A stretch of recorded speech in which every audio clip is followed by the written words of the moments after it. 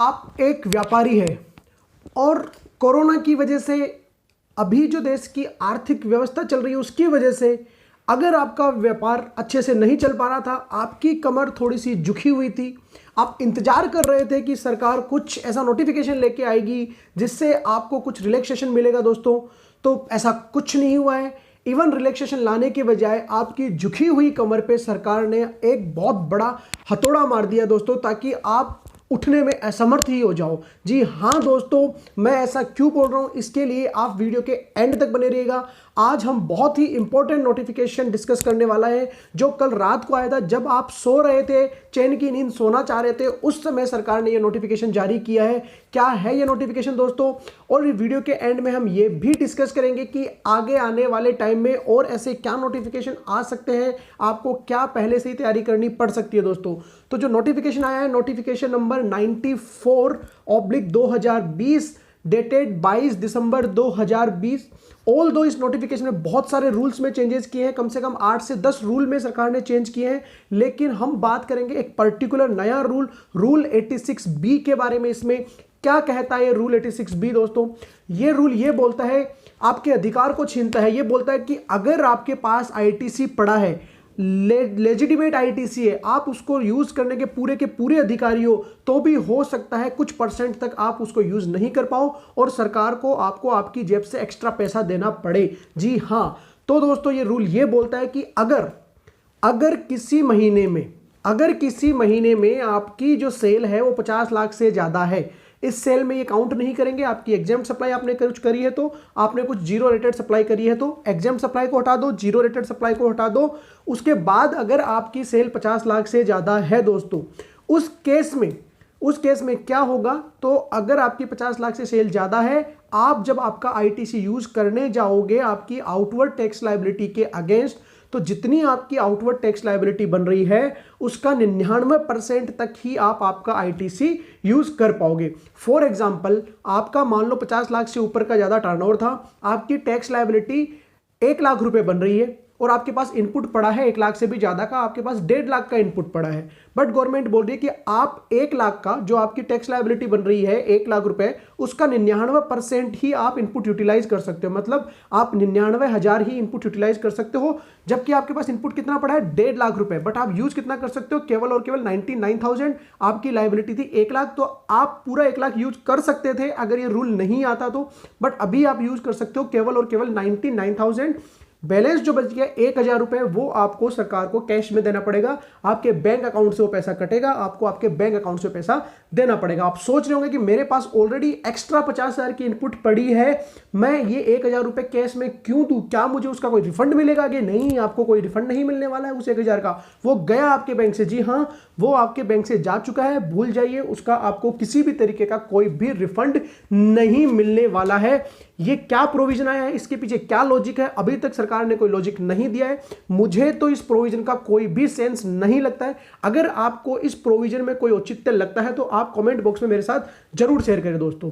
हाँ, इसमें कुछ एक जनों को 5 केसेस में रिलैक्सेशन दी है गवर्नमेंट ने। जी हाँ, 5 केसेस में रिलैक्सेशन दी है। आप खुद जज करिएगा कि क्या वो रिलैक्सेशन हमारे काम की है।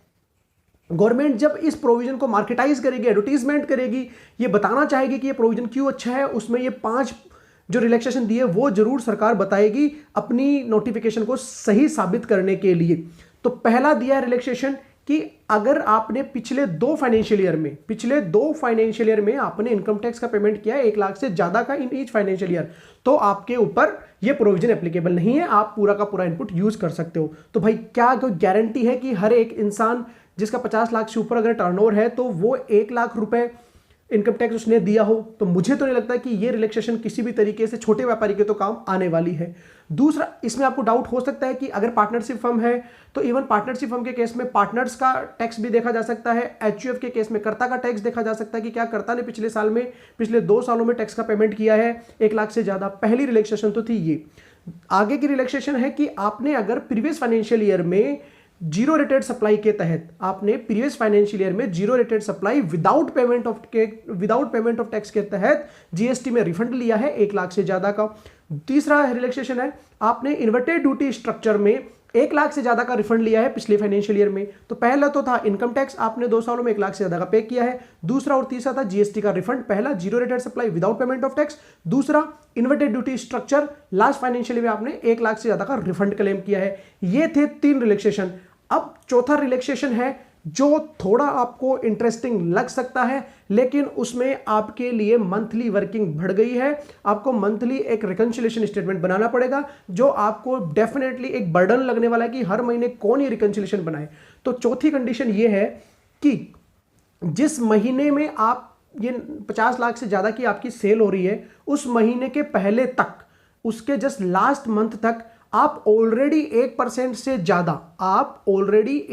से ज्यादा कैश में पेमेंट कर चुके हैं आउटपुट टैक्स लायबिलिटी का, तो आपको इस महीने में वो नहीं करना है, आप पूरा का पूरा इनपुट यूज कर सकते हो दोस्तों। अब आपको ये चीज हर मंथ देखनी है पिछले महीने की कम्युलेटिव तक।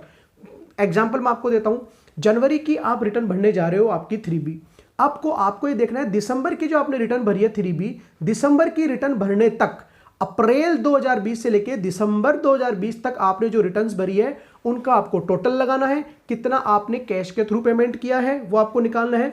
अगर कैश के थ्रू आपने पेमेंट टोटल जो आपकी टैक्स लायबिलिटी थी अप्रैल 20 से लेके दिसंबर 20 की, उसका 1% से ज्यादा है, तो जनवरी में आपको ये प्रोविजन नहीं लगाना है। जनवरी में आप पूरा का पूरा इनपुट यूटिलाइज कर सकते हो। अब जब आप फरवरी की रिटर्न भरोगे, आप जब फेब की रिटर्न भरोगे, तो आपको अप्रैल 20 से लेके जनवरी 2021 तक ये पूरी कम्युलेटिव कैलकुलेशन करनी है कि अप्रैल 20 से लेके जनवरी 21 तक मेरी आउटपुट टैक्स लायबिलिटी इतनी थी, मैंने कैश में पेमेंट इतना किया है, आईटीसी इतना यूटिलाइज किया है। अगर कैश में पेमेंट आपका फिर से 1% से ज्यादा आ रहा है टोटल टैक्स लायबिलिटी का, तो आपको फेब में भी ये नहीं देना है।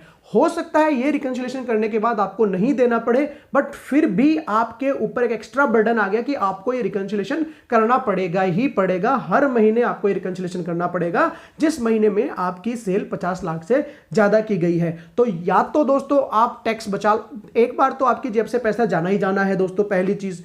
दूसरी चीज, अगर आप चाहते हो नहीं जाए तो आपको ये रिकंसिलिएशन प्रॉपर्ली बनाने पड़ेंगे। हो सकता है रिकंसिलिएशन बनाने के बाद भी आपको टैक्स का पेमेंट करना पड़ जाए दोस्तों। आपके पास इनपुट है उसके बावजूद भी आपको टैक्स का पेमेंट करना पड़ सकता है। ये थी 4 रिलैक्सेशन। 5वीं रिलैक्सेशन आप खुद अज्यूम कर सकते हो, गवर्नमेंट ने खुद के फायदे के लिए रखी है कि अगर कोई गवर्नमेंट डिपार्टमेंट है, कोई स्टैट्यूटरी बॉडी है, कोई लोकल अथॉरिटी है, कोई पीएसयू है, इन 4 के ऊपर नहीं लगने वाला है ये प्रोविजन। क्यों भाई इन 4 के ऊपर क्यों नहीं लगने वाला? जब पूरे हिंदुस्तान पे लग रहा है, हर एक आम आदमी पे लग रहा है, तो इन 4 में क्या ऐसी स्पेशल बात है कि इनके ऊपर नहीं लगना चाहिए? तो गवर्नमेंट ने खुद को रिलैक्स कर लिया है इस प्रोविजन से। तो आने वाले समय में डेफिनेटली जनवरी के बाद से आपके ऊपर काफी बड़ा बर्डन आने वाला है। 1 जनवरी 2021 से प्रोविजन एप्लीकेबल होने वाला है। इसका मतलब जो आप दिसंबर की 3B भरोगे वहां तक तो कोई दिक्कत नहीं है, जनवरी ऑनवर्ड्स आपको ये चीज, जनवरी की जब 3B भरोगे तो आपको ये कैलकुलेशन करनी पड़ेगी दोस्तों। तो ये था जो नोटिफिकेशन नंबर 94 आया है, उस 94 में रूल नंबर 86B, उसके अलावा रूल 36(4) भी हमने डिस्कस किया था लास्ट वीडियो में, उसकी लिंक आपको मिल जाएगी वीडियो के एंड में। उसमें यह था कि अभी तक हम जो 10% एक्स्ट्रा आईटीसी की बात करते थे उसको कर्टेल करके गवर्नमेंट ने केवल और केवल 5% कर दिया। जी हाँ, केवल और केवल 5% कर दिया है। और भी बहुत सारे चेंजेस आए हैं, जैसे फॉर एग्जांपल अगर आपने 2 महीने की 3B नहीं भरी है तो आप GSTR 1 नहीं भर पाओगे। अगर आप जीएसटी एक्ट का, जीएसटी कानून का कंट्रावेंशन करते हो तो बिना किसी अपॉर्चुनिटी ऑफ बीइंग हर्ड दिए हुए आपका रजिस्ट्रेशन सस्पेंड किया जा सकता है। और भी बहुत सारे नोटिफिकेशन है दोस्तों, आप चैनल को सब्सक्राइब कर दीजिए, लाइक कर दीजिए। जल्दी ही वो सारे नोटिफिकेशन आपके सामने वाले, वो सारे के सारे जो रूल्स में चेंज आए हैं, हम एक एक करके आपके साथ डिस्कस करने वाले हैं। वीडियो काफी लंबा हो रहा है, इस वजह से मैं सारे जो रूल्स में चेंजेस हैं वो एक वीडियो में डिस्कस नहीं कर सकता हूं। जैसा कि मैंने वीडियो के शुरू में आपको बताया था कि और क्या क्या चेंजेस आ सकते हैं, वो जो मेरी ओपिनियन है उसके हिसाब से अप्रैल 2021 बाद दोस्तों एक ऐसा भी प्रोविजन शायद आ सकता है। मैं कमिट नहीं कर रहा, मुझे जो लग रहा है वो ये आ सकता है कि आपको हर एक एसएससी को, चाहे कितना भी आपका टर्नओवर हो, आपके लिए एचएसएन मैंडेटरी हो सकता है दोस्तों। जी हाँ, आपके लिए एचएसएन मैंडेटरी हो सकता है बशर्ते आपका कोई भी टर्नओवर हो। दूसरा, हो सकता है ई इनवॉइसिंग के लिए गवर्नमेंट 1 अप्रैल 2021 से बोल दे कि अगर 20-25 करोड़ का टर्नओवर आपका, तो भी आपके लिए ई इनवॉइसिंग मैंडेटरी हो सकता है। तो एचएसएन के लिए तो मैं आपको बोलूंगा दोस्तों, प्लीज इसके लिए आप प्रिपेयर रहिए, कभी भी ऐसा नोटिफिकेशन आ सकता है। मैं कमिट नहीं कर रहा कि आएगा ही आएगा, बट जिस हिसाब से गवर्नमेंट चल रही है उस हिसाब से मोस्ट प्रोबेबली मुझे ये लग रहा है कि अप्रैल 21 से एचएसएन मैंडेटरी सबके लिए हो सकता है दोस्तों। अगर दोस्तों आपको वीडियो पसंद आई है तो मैं ये नहीं बोलूंगा आप इसको लाइक करें, लेकिन कोशिश जरूर करिए कि आप इसको शेयर जरूर करें, क्योंकि कहीं ना कोई गवर्नमेंट ऑफिसर या सरकार का आदमी भी इस वीडियो को देखेगा जरूर और वो सोचेगा कि ये जो रूल नंबर 86B लेके आई है गवर्नमेंट, इसका क्या औचित्य है, क्यों कोरोना जैसे समय में जहां रिलैक्सेशन दिया जाना चाहिए एक आम व्यापारी को, वहां सरकार उसकी जो झुकी हुई कमर है उस पर फिर से हथौड़ा मार के उसको विकलांग बनाना चाह रही है। Thank you so much.